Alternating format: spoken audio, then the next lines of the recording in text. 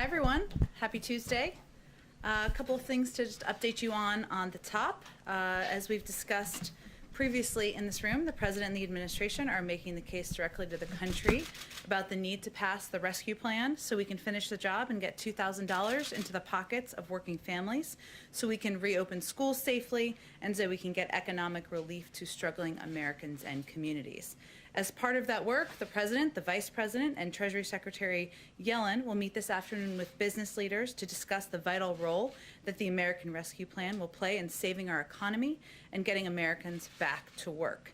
Private sector leaders understand how important it is, and we've seen calls from across the political spectrum, from leading business groups to labor and progressive lawmakers, for Congress to act quickly in getting additional economic relief out the door. These calls have been echoed by leading experts and economists who have praised the plan, including top economic advisors to the last four presidents, both Democrat and Republican. And analysis after analysis has shown that the economic cost of inaction would be incredibly painful for the American people, something we saw last Friday with the latest month of weak job numbers. But they also know that we have a way to help workers and get our economy back by passing the rescue plan. So a couple of pieces of economic data you all may have seen.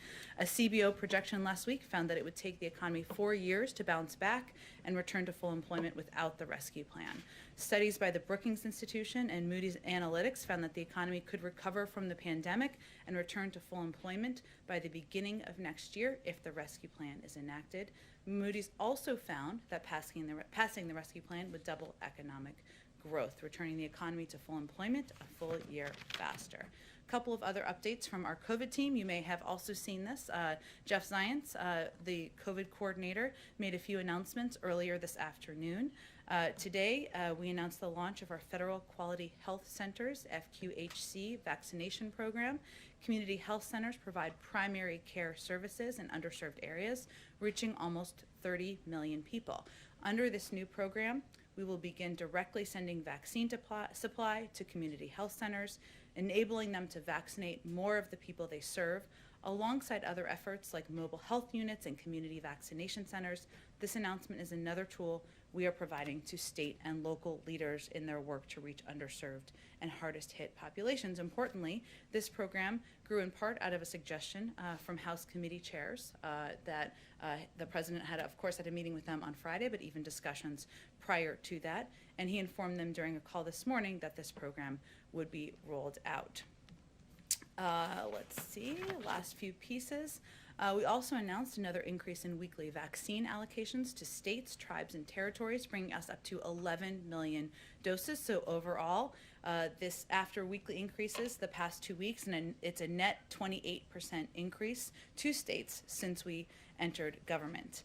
These announcements convey our steady drumbeat of progress and action by the federal government and our whole of government pandemic response. The President also will meet with members of the COVID response team in the Oval Office today to discuss their work and the next steps in shutting down the virus and getting American life back to normal. Last thing, I've noted a number of times, and some of you have asked about our progress and efforts on confirmations. We're pleased to see Dennis McDonough confirmed last night with 87 yes votes as the new Secretary of Veterans Affairs, and he, of course, is being sworn in today. We also would just like to reiterate the importance of getting our nominee, the President's nominee, to lead the Department of Education, Miguel Cardona, confirmed, obviously at a time where the American people are focused on the reopening of schools, focused on doing that safely. This is a step that Congress could take. He's obviously a pivotal and key partner in ensuring we can get that done swiftly and safely. With that, Alex, let's kick it off. Thanks, Jordan. I wanted to ask you off the top about the attempted hacking and poisoning of the Oldsmar, Florida water supply. Does the White House have any details on who committed the hacking, and is there any plan for review of water supply stations across the nation, or an effort to shore up the cybersecurity measures at those stations? Well, as was announced earlier today, the FBI and the Secret Service, of course, are undergoing an investigation. That's something we'd certainly defer to them on any specific details of their findings of that investigation. I will say, broadly speaking, that the President, the Vice President, members of our national security team are focused on elevating cybersecurity as a threat that has only increased over the past several years. That's why they've made it an across government focus on why he has elevated positions in the White House and other parts of our government. And then can you share any details on the President's visit to the Department of Defense? What will he be discussing with Sure. Secretary Austin? Sure. The President will visit the Pentagon tomorrow, where he will thank the men and women serving our country and keeping the American people safe. As the first president in 40 years with a child who served in the military, he has a personal connection to the important role of the work of the military, the men and women who serve. He will also discuss the vital role of the Department of Defense in our national security, talk about the significance of having the first African-American Secretary of Defense in history leading the department. The visit has special resonance coming during Black History Month.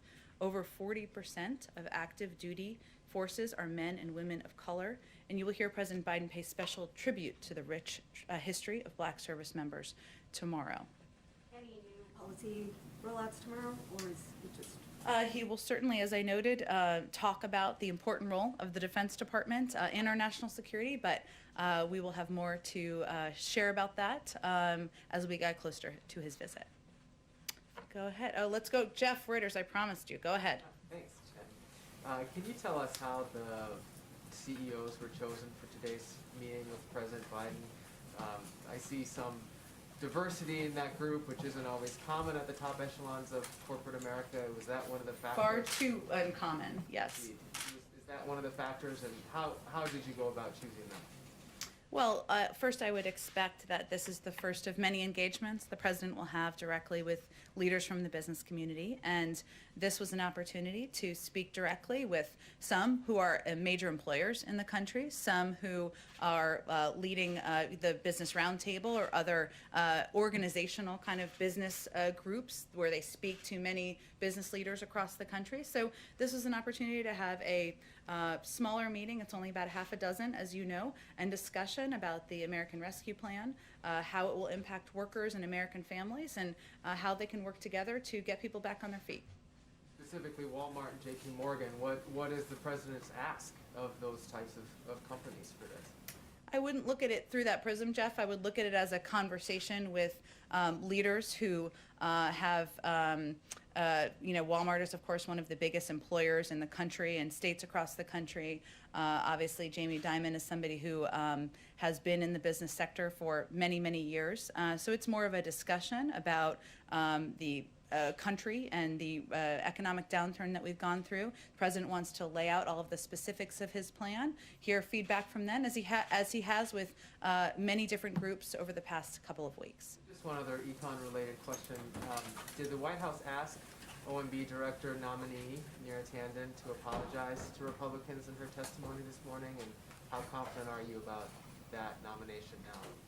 Well, the President wouldn't nominate anyone he wasn't confident could get confirmed and didn't deserve the consideration and confirmation of Senate Democrats and Republicans. We certainly did not ask her to make any specific comments in her testimony today. Go ahead, Kristen. Thank you, Jen. A couple of questions on the impeachment and the COVID package that President Biden is proposing. First, on impeachment. Today there's going to be a debate over the constitutionality of the process, whether it's constitutional to try to remove from office a former president. Does President Biden have any concerns that this trial could set a dangerous precedent for the institution of the presidency? Well, President Biden, we put out a statement following the conclusion of the House vote just a couple of weeks ago, and he made clear in that statement that he felt the process should proceed as history, and many laws predetermine, and he is going to wait for the Senate to determine the outcome of this. But his view is that his role should be currently focused on addressing the needs of the American people, putting people back to work, addressing the pandemic. Does he see it as constitutional? I don't think that's for me or us to opine on. Obviously, he said that the process should proceed, and it's doing exactly that. And let me ask you, as millions of people tune in to watch this trial, presumably throughout the week, they're going to see the former president's lawyers argue, based on the briefs that they have filed, that some Democrats have used incendiary rhetoric. They are going to point to Representative Maxine Waters, for example, who in 2018 called on supporters at a rally to confront and at one point harassed Trump officials over their support of the child separation policy, the zero tolerance policy. That's something that Cedric Richmond said she had a constitutional right to express those views. So how does the White House view that as any different? Look, Joe Biden is the president. He's not a pundit. He's not going to opine on the back and forth arguments, nor is he watching them that are taking place in the Senate. Okay, let me ask you about the COVID relief package. Yesterday, the Ways and Means Committee Democrats proposed limiting the $1,400 direct payments to those making $75,000 or less. Is that something that President Biden supports, and does he have any concerns that progressives might not be on board with that? Well, the president has conveyed from the beginning of this discussion that he's open to having a discussion about the thresholds.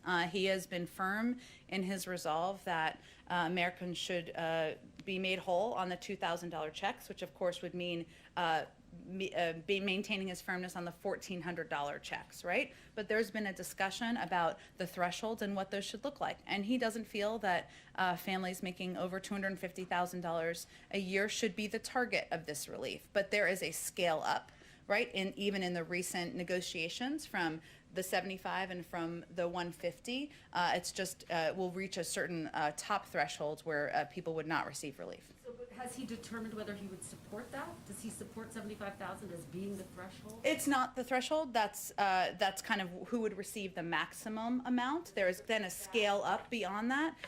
These negotiations are ongoing. We certainly support the discussions as they're happening, and certainly his view is that he's open to the discussion about making them more targeted and ensuring that people who need relief the most receive the relief.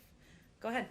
I had a couple, but I wanted to follow up on something Jeff asked, which Okay. is Jamie Dimon is among those participants, and there's been complaints both that big banks like JP Morgan have made it difficult for small businesses, minority businesses to access PPP loans, and lots of data that shows recently big banks have been scaling back consumer lending and instead buying government securities. And so I know that this is kind of a cheerleading event for the president's legislative package, but is he going to raise either of those issues with Jamie Dimon when he has the opportunity? Well, the president does not have a litmus test that he gives people before he meets with them in the Oval Office. Otherwise, he would not have met with 10 Republicans last week. So they don't agree with him on everything. I'm sure the business leaders would convey that to you. He doesn't agree with them on everything. But this is really a discussion about the American Rescue Plan, a plan that will help spark economic growth, help put people back to work, help get our economy on a path to recovery, and hopefully that's something they can all agree on. And I know that you guys have put together a task force to look at domestic extremism following what happened in January. But there's been a lot of reporting about the breakdowns that have happened in the government ahead of that, coordination between DHS and the FBI and Capitol Police. So I'm wondering, especially as there's chatter indicating that there might be further sort of demonstrations surrounding the election, what, if anything, the administration is doing to Surrounding which election? Sorry, I'm just trying to follow you. the past one. The past one. Yes. Okay. There's been online chatter that there's going to be another demonstration in March here in Washington. My point is the administration doing anything to look at the kind of breakdown that happened within law enforcement and the federal government ahead of January 6th to make sure that it's not replicated in the future? Well, I think one of the steps we took was the president named a head of Homeland Security in the White House, a role that did not exist in the prior administration, who can serve in a coordinating role to ensure that we are in touch with state and local authorities and officials, something that wasn't happening at a pace and with a level of coordination that should have happened in the last administration.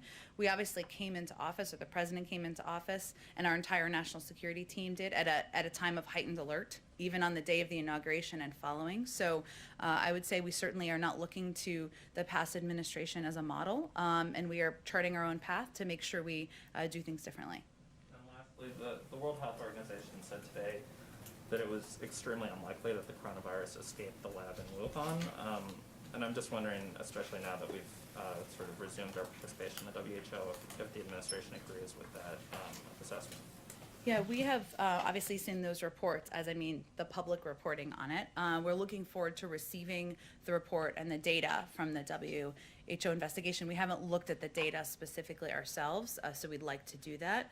We've expressed our concerns regarding the need for full transparency and access from China and the WHO to all information regarding the earliest days of the pandemic, but we weren't involved directly in the implementation of this investigation, and again, we'll just look forward to reviewing the findings in detail. Go ahead. Oh, we'll come back to you, Caitlin, I'm sorry. Go ahead. Two questions on schools. You opened up talking about reopening schools as being a priority for the administration. Are there any discussions within the administration of providing these kind of rapid tests that are being produced by Illum and other companies to help that move quicker, to get those tests to local school systems within the states? Well, our focus really at this point in time is waiting for the CDC guidelines to come out and give schools across the country, school districts across the country, the first medical and scientific recommendations and guidelines that have been given from the federal level. And obviously, once those are put out publicly and concluded, we will look for ways to work with states to ensure that schools are getting the resources they need. That's part of why we proposed funding in the American Rescue Plan, but we want to wait to see what the health and medical experts have in those guidelines to ensure we're directing those resources in the right way or working with states to do exactly that. Okay. Secondly, on President Biden's transgender rights executive action, specifically when it applies to high school sports. What message would the White House have for trans girls and cis girls who may end up competing against each other and sparking some lawsuits and some concern among parents? So does the administration have guidance for schools on dealing with disputes arising over trans girls competing against and with cis girls? I'm not sure what your question is. The president's executive order has. I'm familiar with the order, but what was your question about My it? question is, does the president have a message for local school officials on dealing with these kind of disputes that are already starting to arise between, trans girls who are competing and cis girls in a level playing field, particularly in high school sports when it leads to college scholarships? Is there any kind of messaging or clarification that the White House wants to give on the executive order? I would just say that the president's belief is that trans rights are human rights, and that's why he signed that executive order. And in terms of the determinations by universities and colleges, I would certainly defer to them. Go ahead oh, sorry, Caitlin, go ahead. Go ahead, and then we go to the back. Go ahead. It's okay, I don't mind when you call me. I have 3 quick questions. One, on what Democrats have put forward with these stimulus checks. It's not changing the income cap. So instead of limiting it from the $75,000 to get the full $1,400, that's staying where it is. President Biden had said he was open to targeting that. So did he sign off on what the Democrats have now put forward? You mean where the cap stops or where the threshold stops at the top? The cap stops for the full $1,400. Right now it's $75,000 as opposed to $50,000 or what others like Joe Manchin had proposed. So did he sign off on the latest proposal from them yesterday? Well, his proposal was originally 75, right, and 150. And he's open to targeting, which it still will be targeted, because it's about the question of what the threshold goes up to, right? Because prior, in earlier proposals, it had a higher threshold where it went up to a higher income level for families where they would get some version of a check, not the $1,400, right, but a smaller version. So he's fine with not bringing down that cap at the $75,000 to a $50,000 like others. he supports that. Where the status of the negotiations is at this point, yes, of the $75,000. Okay, my second question is, we had the acting attorney general ask all of the Trump-appointed U.S. attorneys to resign from their post, with the exception of 2, the one overseeing the beginnings of the Russia probe and the one overseeing Hunter Biden's tax probe. Can you comment on that? As you know, this has been commonplace among previous administrations, and we look forward to working with the Senate to swiftly fill these openings in the coming weeks. The president has also made clear that he wants to restore the independence of the Department of Justice and to ensure it remains free of any undue political influence. That will be helped when our Attorney General is, of course, confirmed. But the decision to leave 2 U.S. attorneys in their roles is a reflection of that commitment. Okay, so he had no conversations with the acting attorney general about the two who remained in their post? In what way? You mean who would leave? President Biden didn't have any did he have any conversations with the acting attorney general about leaving the U.S. attorney in Delaware and Connecticut in their post? These were decisions that were made in order to fulfill his promise of maintaining independence and ensuring that he sent that message in every action that was taken. Okay, and my last question, I know you said the president is not a pundit. I think we all agree with that, understand that, but he is the first president to be in office and have a former president, his predecessor, go and face an impeachment trial just down the street. So how can he not weigh in on whether or not it's constitutional, given he is the current office holder? And, you know, the questions of what precedent this sets and whether or not he agrees that it's constitutional. Well, again, this is obviously a big story in the country. No one's denying that here, and there's certainly going to be a lot of attention and focus on it. But our focus and the president's focus is on putting people back to work, getting the pandemic under control, and that means we're not going to weigh in on every question about the impeachment trial, and we don't feel it's necessary or our role to do that. Go ahead. Couple topics, I'll get through them quick. The CBO is projecting that raising the federal minimum wage to $15 an hour would lift 900,000 people out of poverty, but it would cost 1.4 million jobs. That is a difference of 500,000 people. What happens to them? I would also say that in the CBO findings, I should say, that they've also concluded that 27 million American workers millions of low-wage workers, I should say, 27 million American workers would be able to would help get them out of poverty. So there's a huge impact of raising the minimum wage. That's why the president supports it. There are also many other economic studies that show that raising the minimum wage has minimal impact on employment. A study of U.S. state-level minimum wage changes over 4 decades found that the number of jobs remained essentially unchanged over the 5 years following the increase. So the president supports it because he believes that raising the minimum wage is something that American workers, American families deserve, and that lifting 27 million American workers out of poverty, reducing inequality, would be a very positive step for our country. And once there's an agreement, does President Biden support sending stimulus benefits to undocumented immigrants? Again, I don't, if somebody has a social security number, like a child or a spouse, then they would be eligible, but he supports sending benefits to people who are eligible as a part of his proposal. Okay, and then on transparency, I have a very specific question about Okay. Executive Order 13891. One of the president's executive orders on the first day revoked a policy that required federal agencies to post their guidance on a searchable database.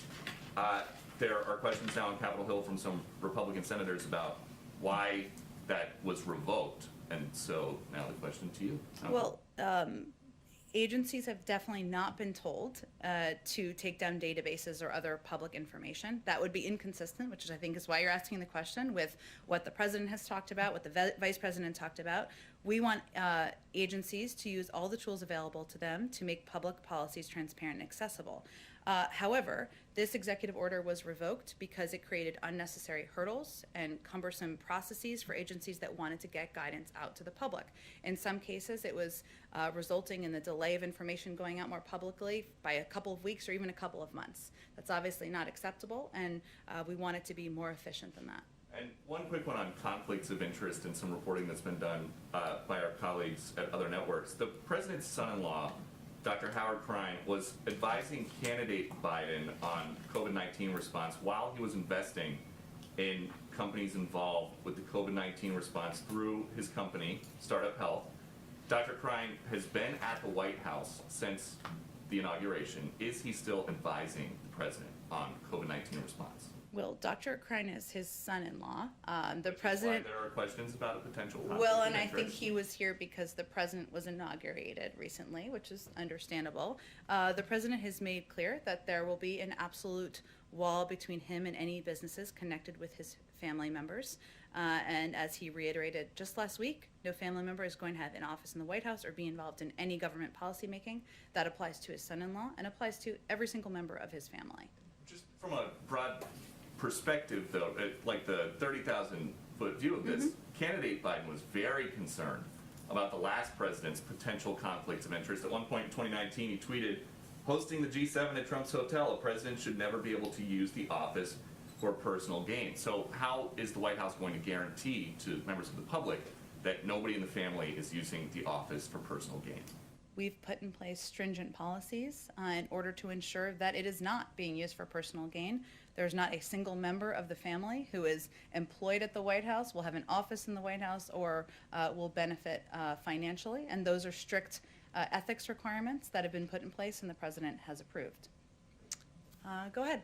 Thank you. Two questions, if I might. One, on the president's stimulus package, you've been arguing consistently that his goal of unity doesn't mean creating a one party, right? And you also point out that there are polls supporting what he's trying to get out there. But what is his bottom line for showing that he has really tried for unity? Would there be one Republican senator would be enough? Would 0 be enough?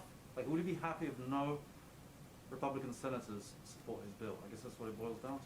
Well, the president is certainly hopeful that the process that's underway now, the markups that are happening in the House, the markups that will then proceed in the Senate, will provide an opportunity for Republicans, Democrats of all different political stripes, to put their ideas forward and have those ideas considered. At the end of the day, his view is that urgency is his first priority here, and that the American people, people who are concerned about getting food on the table, 1 in 7 American families, people who are worried about reopening schools and getting their kids back in the classroom, people worried about whether their grandmother and their cousin are going to get vaccines, that's where his priority is. So the question really is, if 74%, depending on the poll, of Americans, including the majority of Republicans in some polls, support this proposal, support the components of this proposal, then why aren't more Republicans supporting it? We certainly hope they will, and welcome them to the table. Go ahead in the back. I did have one other small Sure. one, if you don't mind. This is literally a housekeeping question. Okay. People keep saying Literally housekeeping. housekeeping, Yeah, this is okay. actually housekeeping. Okay. You're probably going to say it's I'm very interested to hear what this is, but go You're ahead. probably going to say it's the airplane question of today, but I certainly am not. I've learned my lesson on that it's one. not the airplane, I promise you, but it's closer to the ground. President Trump, former President Trump, he broke tradition by not having his predecessor have a portrait hanged up here. That, as far as I understand, that was something that was considered totally the normal thing to do. Will President Biden be inviting his predecessor to hang up a portrait somewhere? And will he get the Obamas back in to finally get their ceremony? I have no portrait revealings or portrait plans or portrait events to preview for you, but I have not been given any indication that we would break with tradition in that regard. Go ahead. Thank you, ma'am. This is distinctly not an impeachment question, but. Okay.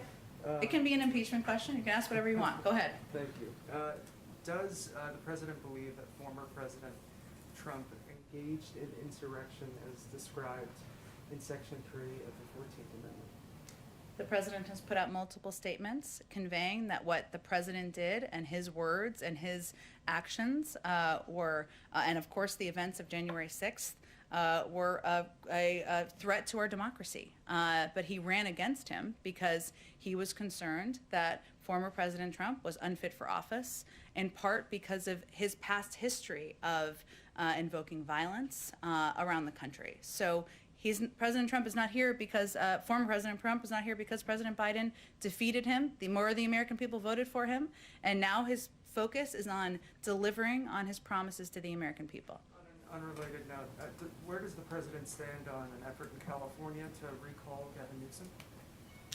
I have not spoken with the president about the recall, I should say, or the efforts to recall former Governor Newsom. Obviously, he is somebody who he has been engaged with in the past. They have a range of issues they have common agreement on, from the need to address climate change, to put people back to work, to address the COVID crisis.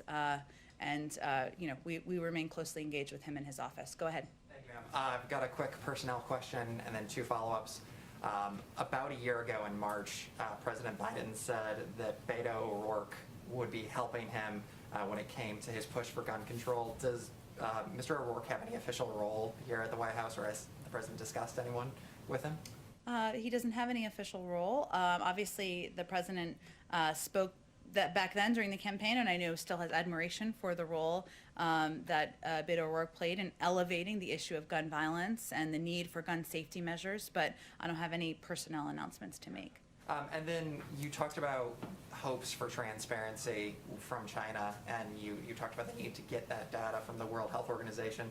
Earlier in the pandemic, April and May, there was a lot of criticism that the World Health Organization was praising China for its transparency at a moment when China certainly wasn't.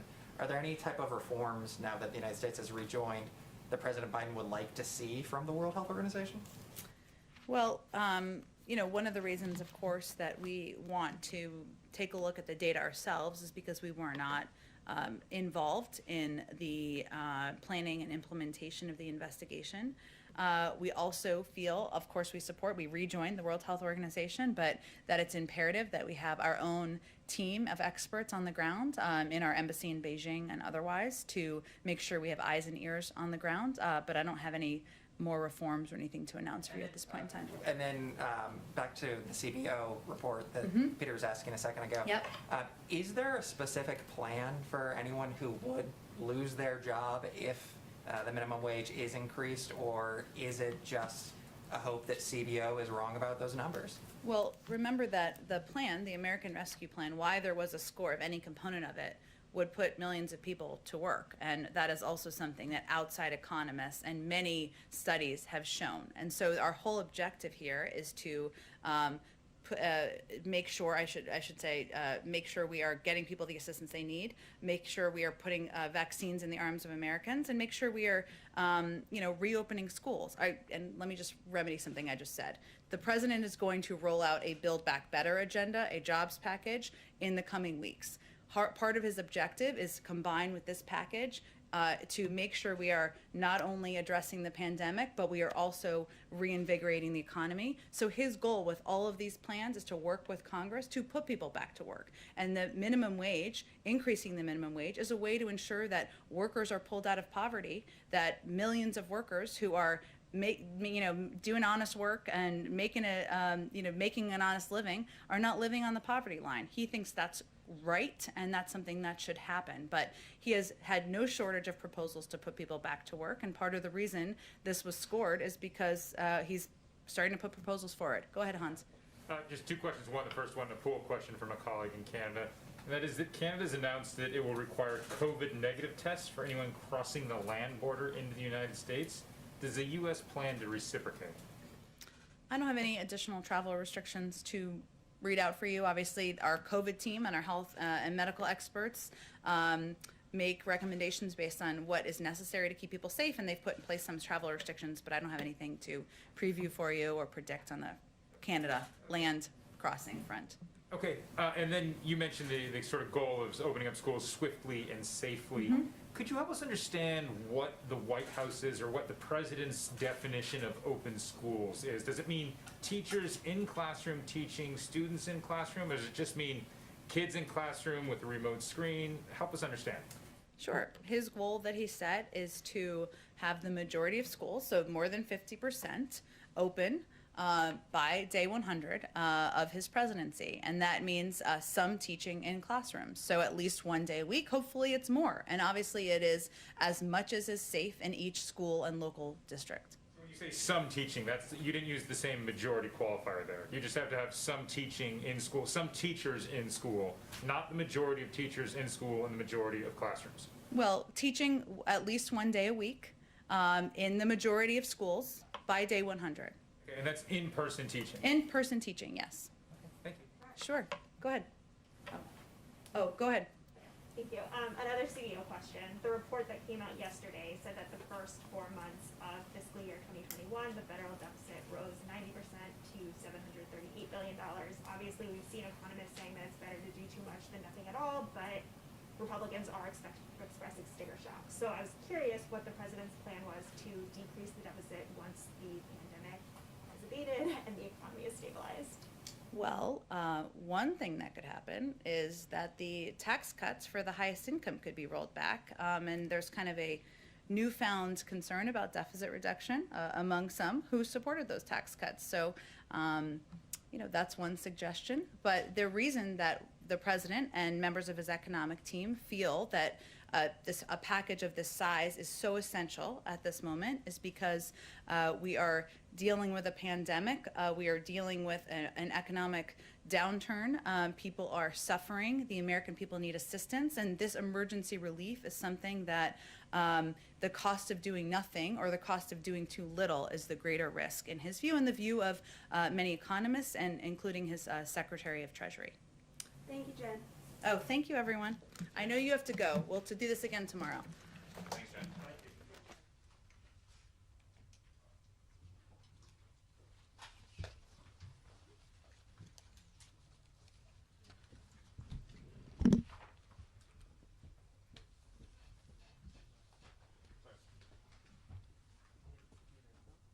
Sorry, I was too busy rolling my eyes. Okay, at me?